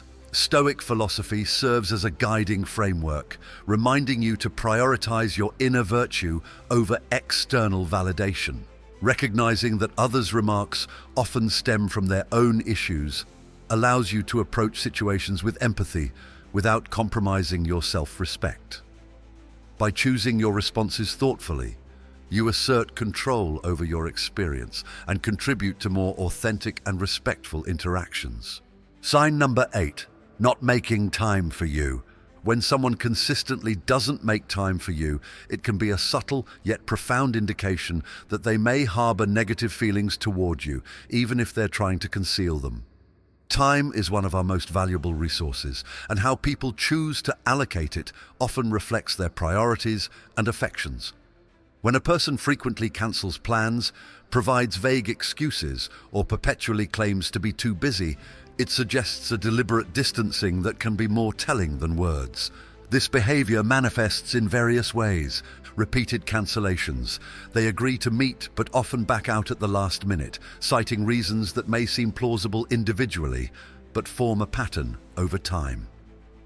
Vague excuses. Instead of providing specific reasons for their unavailability, they use ambiguous phrases like, "I'm just swamped these days," without elaborating or suggesting alternative times. Lack of initiative. They rarely, if ever, initiate contact or propose plans, leaving the burden of maintaining the relationship entirely on you. Evasive communication. Responses to messages or calls are delayed, terse, or non-committal, giving the impression that engaging with you is a low priority. Always busy. They claim to be perpetually occupied, yet seem to have time for others or for activities they value more. From a psychological standpoint, this consistent unavailability serves as a passive means of communication. Rather than confronting any underlying issues directly, the person opts to create distance by being inaccessible. This can stem from discomfort with confrontation, fear of hurting your feelings, or a desire to avoid awkward conversations. In some cases, they may not be fully aware of the impact their actions have on you. Stoic philosophy offers valuable insights into handling such situations with grace and equanimity. The Stoics emphasize focusing on what lies within our control, our own thoughts, actions, and responses, while accepting what is beyond our control, namely the actions and feelings of others. Epictetus taught, "Some things are up to us, and some things are not up to us." Recognizing this distinction is crucial in navigating relationships where you feel neglected. Understanding their perspective. It's important to consider that the person's behavior might not be solely about you. They could be dealing with personal issues such as stress, health problems, or significant life changes that demand their attention. However, if they consistently have time for others but not for you, it may indicate that they are deprioritizing your relationship. Self-reflection and acceptance.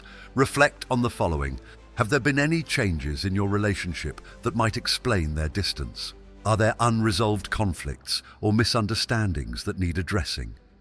Is their unavailability a new development or part of an ongoing pattern? By contemplating these questions, you gain clarity about the situation.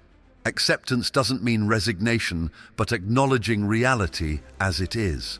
Marcus Aurelius wrote, "You have power over your mind, not outside events. Realize this, and you will find strength."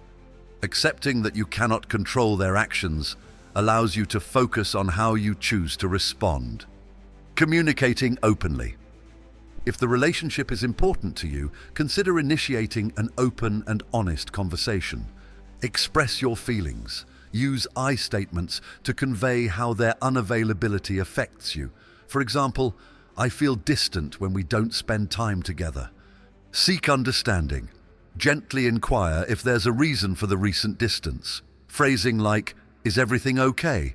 I've noticed we haven't connected much lately," invites dialogue without accusation. Listen actively. Allow them to share their perspective without interruption. They may reveal issues you're unaware of, providing an opportunity for mutual understanding. Respecting their autonomy. Regardless of the outcome of your conversation, it's essential to respect their choices. Stoicism teaches that every individual is responsible for their own decisions. If they express a desire for distance or fail to change their behavior, accept it without resentment. Seneca advised, "It is the power of the mind to be unconquerable." Focusing on self-care. Shift your attention to activities and relationships that nourish you. Engage in hobbies, pursue interests that bring you joy and fulfillment. Cultivate other relationships. Spend time with friends and family who appreciate and value your company. Practice mindfulness. Techniques such as meditation or journaling can enhance self-awareness and emotional resilience. Set personal goals. Focusing on personal development empowers you and reinforces your sense of purpose. Avoiding overinvestment. Investing disproportionate energy into a one-sided relationship can be draining. Recognize when your efforts are not reciprocated and adjust accordingly. Epictetus advised, "Make the best use of what is in your power and take the rest as it happens." By aligning your efforts with relationships that are mutual, you conserve your emotional resources. Understanding the nature of relationships are dynamic and can change over time due to various factors such as life circumstances, personal growth, or shifting interests. Accepting this natural evolution prevents unnecessary suffering. Marcus Aurelius reflected, "Loss is nothing else but change, and change is nature's delight." Embracing change allows you to adapt gracefully. Practicing detachment. Detachment in Stoicism doesn't imply indifference, but maintaining a healthy emotional distance that protects your well-being. It involves releasing expectations. Let go of preconceived notions about how others should behave. Avoiding personalization. Understand that their actions are a reflection of their own state, not a measure of your worth. Maintaining inner peace. Cultivate tranquility by focusing on your own thoughts and actions. Reframing the situation. View their unavailability as an opportunity for growth. Use the experience to develop patience, resilience, and understanding. For new connections. Open yourself to forming new relationships that are more aligned with your values and interests. For self-discovery, reflect on what you seek in relationships and how you can foster healthier connections. Addressing repeated patterns.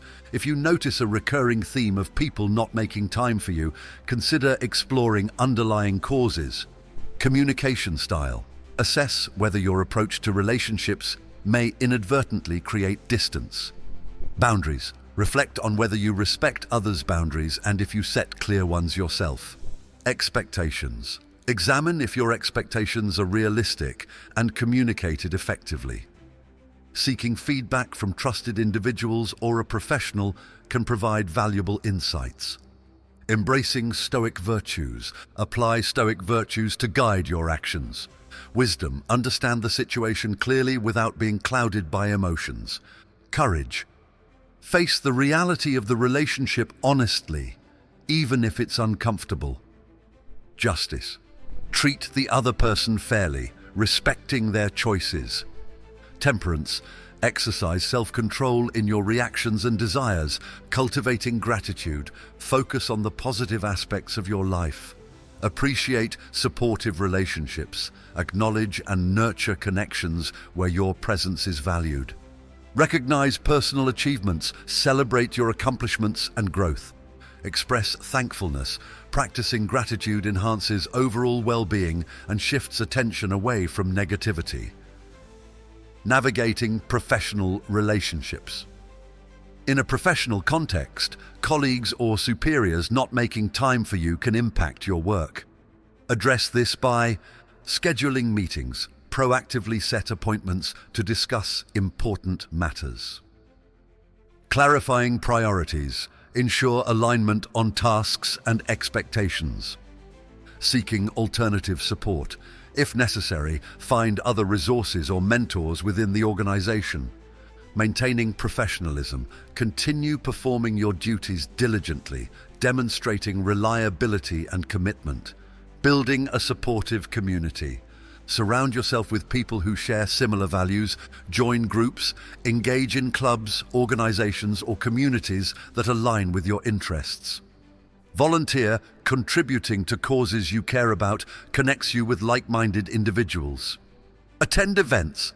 Participating in social activities expands your network and introduces you to potential friends. Strengthening emotional resilience. Develop practices that enhance your ability to cope with challenges. Mindfulness and meditation. These practices improve emotional regulation and reduce stress. Physical activity. Exercise promotes mental health and boosts mood. Creative expression, art, music, writing, or other creative outlets provide cathartic release. Accepting impermanence. Recognize that change is an inherent part of life. Relationships may evolve, fade, or end, and new ones begin. Embracing impermanence allows you to flow with life's transitions rather than resisting them. Final thoughts. By focusing on personal growth and adhering to Stoic principles, you maintain dignity and inner peace regardless of others' actions. You can't control whether someone makes time for you, but you can control how you respond. Choosing to act with wisdom, courage, and compassion ensures that you continue to live authentically and purposefully. Sign number 9. Insincere apologies. Insincere apologies can be particularly disheartening and may even feel worse than receiving no apology at all.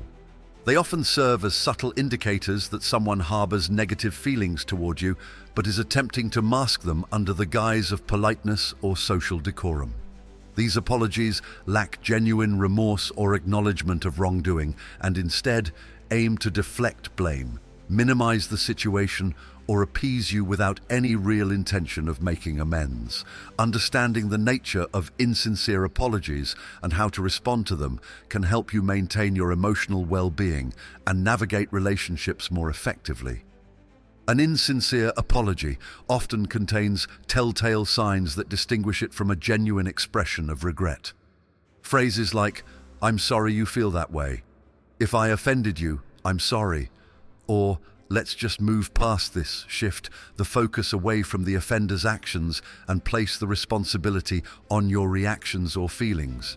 These statements lack acknowledgement of the specific harm caused and fail to accept responsibility for one's actions.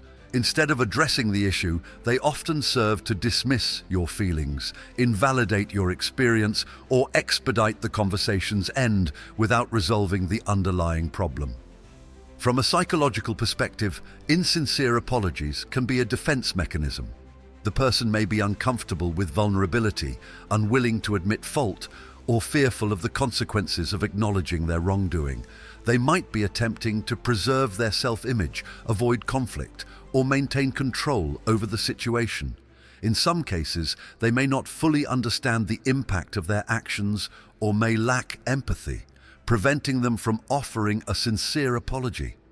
Encountering insincere apologies can evoke a range of emotions, including frustration, disappointment, and hurt.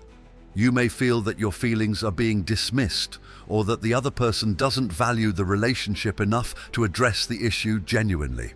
This can strain the relationship further, creating a cycle of unresolved conflicts and lingering resentment.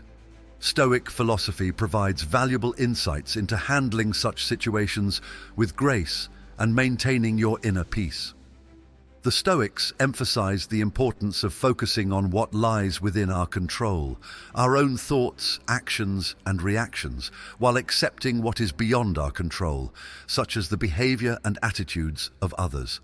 Marcus Aurelius, a Roman emperor and Stoic philosopher, advised, "Waste no more time arguing about what a good man should be. Be one." This guidance encourages you to uphold your own principles and integrity, regardless of how others behave.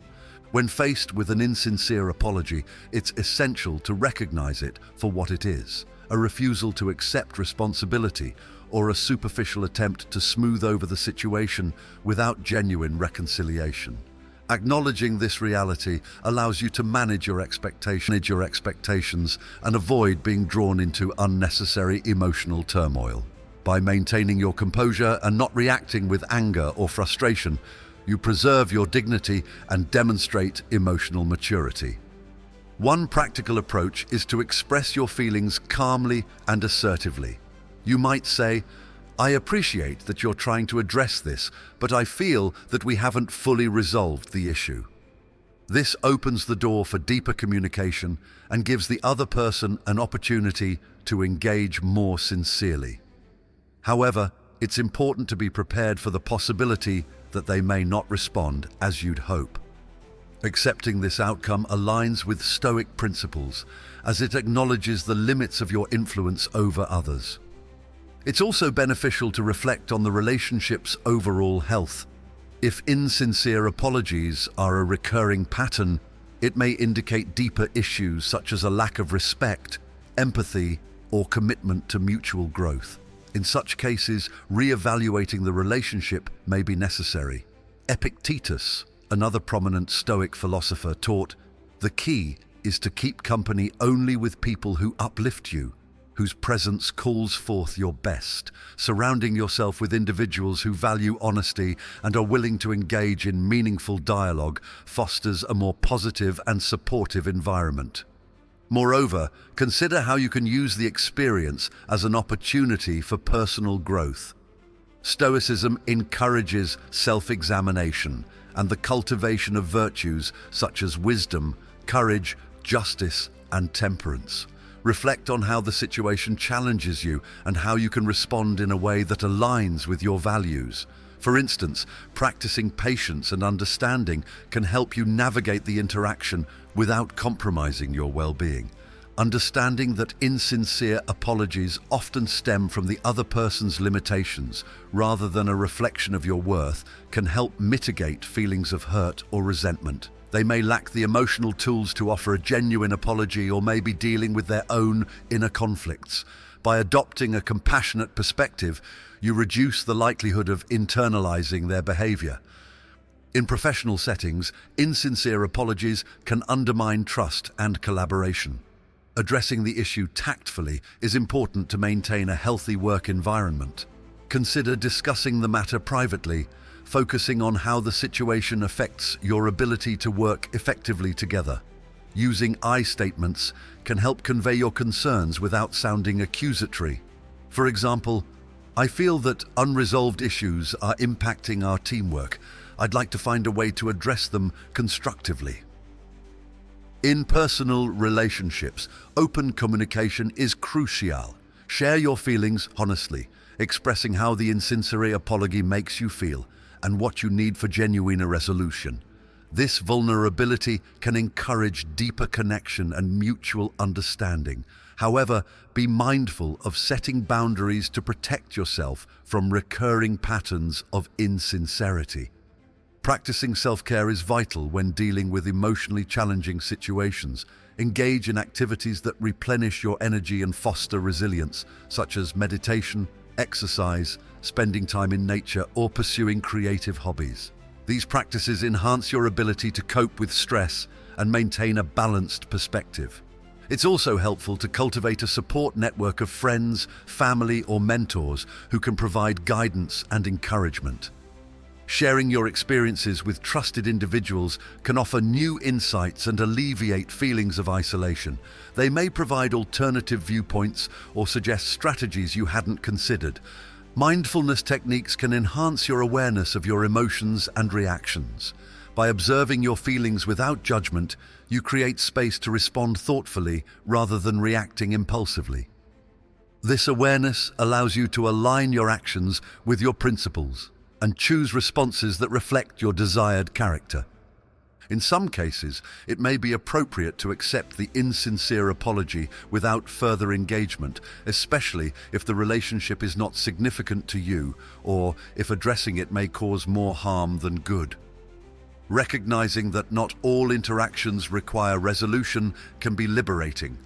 Marcus Aurelius advised, "Accept the things to which fate binds you, and love the people with whom fate brings you together, but do so with all your heart."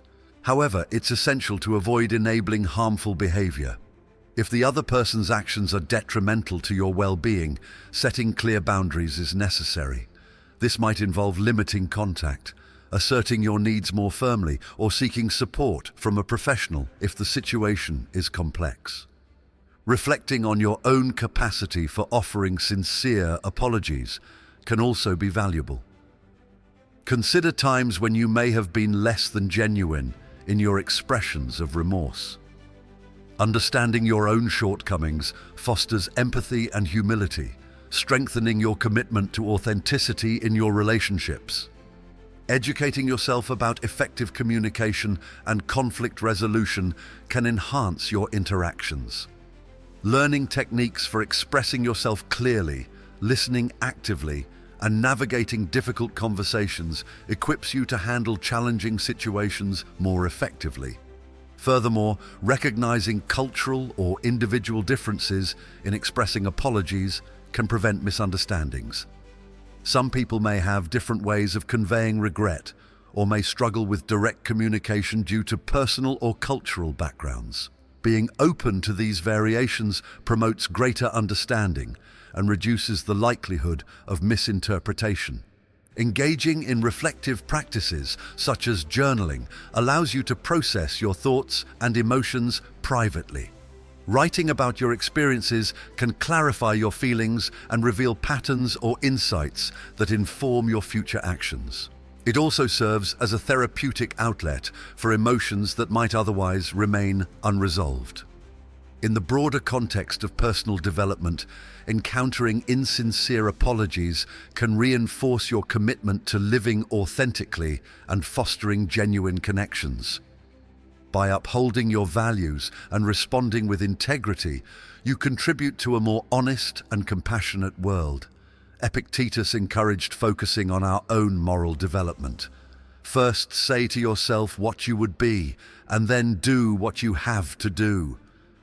Practicing gratitude can also shift your perspective. Focusing on the positive aspects of your life and relationships can reduce the impact of negative interactions.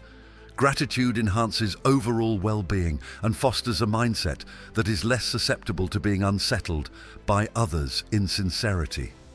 Engaging in communities or groups that share your values can strengthen your support network. Connecting with like-minded individuals provides a sense of belonging and offers opportunities for positive reinforcement.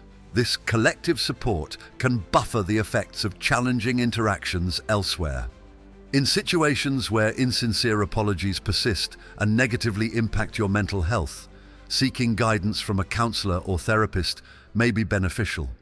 A professional can provide strategies to cope with difficult interactions and reinforce your emotional resilience. Understanding that not every relationship will meet your expectations allows you to navigate social dynamics with greater ease. Accepting that some people may not be capable of the depth of sincerity you desire helps prevent disappointment and fosters acceptance. Stoicism teaches the value of accepting reality as it is, rather than as we wish it to be. It's important to remember that you cannot control others' behavior, but you can control your reactions and choices. By choosing to respond thoughtfully and maintaining your integrity, you assert control over your experience and contribute to more authentic and respectful interactions. Embracing the impermanence of relationships and interactions allows you to adapt to life's changes gracefully. Not every connection will endure, and some may fade as you and others grow and evolve.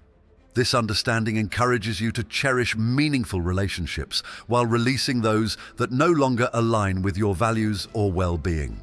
Finally, continue to cultivate your own virtues and character. By focusing on personal growth and adhering to your principles, you strengthen your ability to handle challenges with composure and wisdom. Marcus Aurelius reminded us, "The happiness of your life depends upon the quality of your thoughts." Nurturing a positive and resilient mindset empowers you to navigate the complexities of human relationships with grace and confidence. Sign number 10, indirect criticism. Indirect criticism is a subtle yet potent way someone may express negative feelings toward you while attempting to maintain an appearance of friendliness or neutrality. This form of communication involves conveying disapproval, skepticism, or contempt through hints, insinuations, or ambiguous remarks, rather than direct statements. It allows the person to voice their negative sentiments without engaging in open confrontation, thus avoiding immediate repercussions or discomfort associated with direct criticism. Indirect criticism can manifest in various ways, such as sarcastic comments, backhanded compliments, or vague expressions of doubt about your decisions or abilities. For example, someone might say, "Well, that's an interesting choice," or "I guess that's one way to do it," implying that they disapprove of your actions without explicitly stating why. These remarks often leave you feeling unsettled or second-guessing yourself as they introduce ambiguity and doubt into the conversation. From a psychological standpoint, individuals who employ indirect criticism may do so for several reasons. They might be uncomfortable with direct confrontation, fear damaging the relationship if they express their true feelings openly, or believe that subtle hints are a more polite way to convey their disapproval. Alternatively, they may be attempting to assert control or superiority by undermining your confidence in a covert manner. This behavior can stem from insecurity, jealousy, or a desire to manipulate the dynamics of the relationship to their advantage. Encountering indirect criticism can be challenging, as it often leaves you unsure of how to respond. The ambiguity of the remarks makes it difficult to address the issue directly without risking misinterpretation or appearing overly sensitive. You may find yourself replaying conversations in your mind, trying to decipher the underlying meaning or intent behind their words. This can lead to increased anxiety, self-doubt, and strain on the relationship. Stoic philosophy offers valuable guidance in navigating situations involving indirect criticism. The Stoics emphasize the importance of focusing on what lies within our control, our own thoughts, actions, and reactions, while accepting what is beyond our control, such as the opinions and behaviors of others. Epictetus taught, "It's not what happens to you, but how you react to it that matters." Applying this principle, you can choose how to interpret and respond to indirect criticism, thereby maintaining your inner peace and self-confidence. One approach is to recognize that the person's indirect remarks reflect their own perceptions and issues rather than an objective assessment of your actions or worth. By reframing their comments as expressions of their internal state, you detach yourself from taking their words personally. This detachment allows you to maintain your composure and avoid being drawn into unnecessary emotional turmoil. Marcus Aurelius advised, "If it is not right, do not do it. If it is not true, do not say it." This guidance encourages you to align your actions with your own principles and values, regardless of others' opinions. If you believe your choices are just and well considered, there's no need to be swayed by indirect criticism. Trusting in your judgment reinforces your self-assurance and reduces the impact of others' ambiguous disapproval. Practicing empathy can also help you navigate these situations. Consider that the person may be dealing with their own insecurities or struggles that influence their behavior. They might feel threatened by your success, resentful of your choices, or envious of your opportunities. Recognizing this possibility fosters compassion and reduces the likelihood of reacting defensively. Seneca observed, "We should give as we would receive, cheerfully, quickly, and without hesitation, for there is no grace in a benefit that sticks to the fingers." By extending understanding, you uphold your own integrity and potentially diffuse underlying tensions. If appropriate, you may choose to address the indirect criticism directly but tactfully. Seeking clarification can be an effective strategy. For example, you might say, "I sense that you have some concerns about my approach. I'd appreciate hearing your thoughts more openly." This invitation encourages honest dialogue and provides an opportunity for the person to express their feelings directly. However, it's important to approach this conversation without accusation or hostility to foster a constructive exchange. In some cases, it may be best to let the comments pass without engagement, especially if the relationship is not significant to you or if addressing it may escalate the situation. Stoicism teaches the value of selective attention, focusing on what truly matters and letting go of trivial or unproductive concerns. Epictetus advised, "Who is your master? Anyone who has control over things upon which you've set your heart or wish to avoid." By not allowing indirect criticism to dominate your thoughts, you assert control over your own emotional state. In professional settings, indirect criticism can undermine teamwork and productivity. If you notice a pattern of such behavior from a colleague, consider addressing it in a manner that prioritizes the project's success and team cohesion. You might say, "I've noticed some hesitation regarding our plan. Are there specific concerns you'd like to discuss?" Framing the conversation around shared goals emphasizes collaboration and minimizes defensiveness.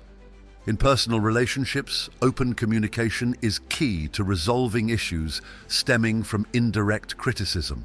Sharing how the remarks make you feel can encourage greater understanding and intimacy. Use I statements to express your perspective without assigning blame. For example, I feel uncertain when comments are vague, and I value direct communication between us.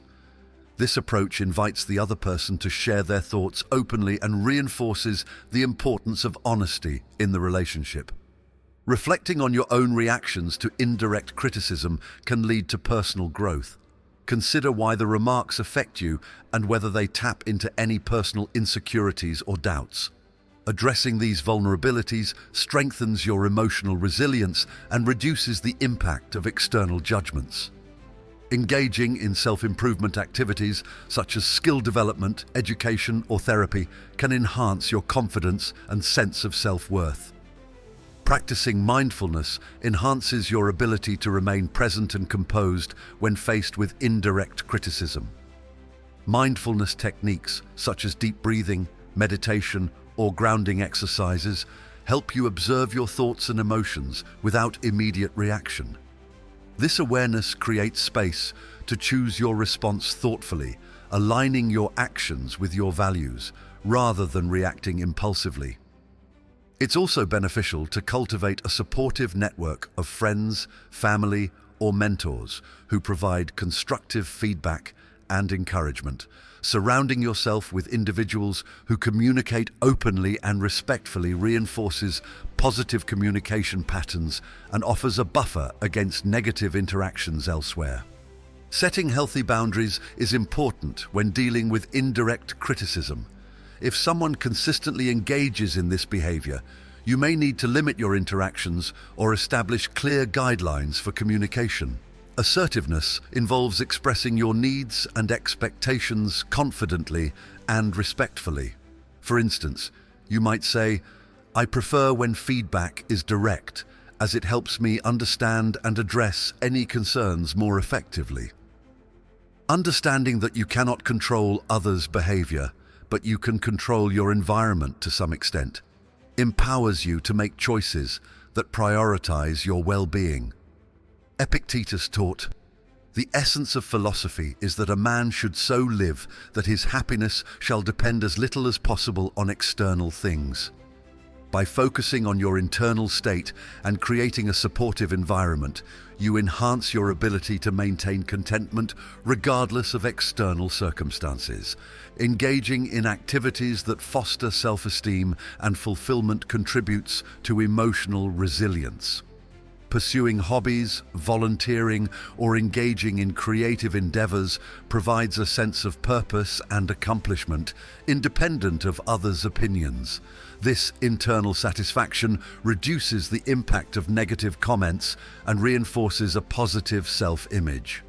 In group settings, promoting a culture of open and respectful communication benefits everyone.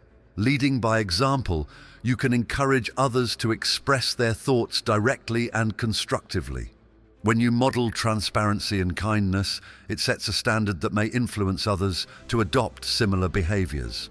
It's also valuable to recognize cultural or individual differences in communication styles. Some people may come from backgrounds where indirect communication is the norm, and they might not realize how their comments are perceived. Being mindful of these variations can prevent misunderstandings and promote more effective interactions. In situations where indirect criticism persists and affects your mental health, seeking guidance from a counselor or therapist may be helpful. A professional can provide strategies to cope with challenging interactions and reinforce your emotional resilience. Practicing gratitude shifts your focus toward the positive aspects of your life. By appreciating your achievements, relationships, and experiences, you reduce the weight of others' negative remarks. Gratitude enhances overall well-being and fosters a mindset less susceptible to being unsettled by indirect criticism.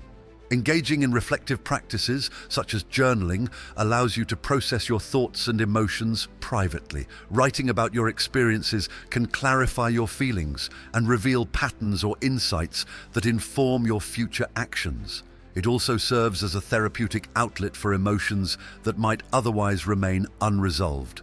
Understanding that not every relationship will meet your expectations allows you to navigate social dynamics with greater ease. Accepting that some people may not be capable of the directness or positivity you prefer helps prevent disappointment and fosters acceptance.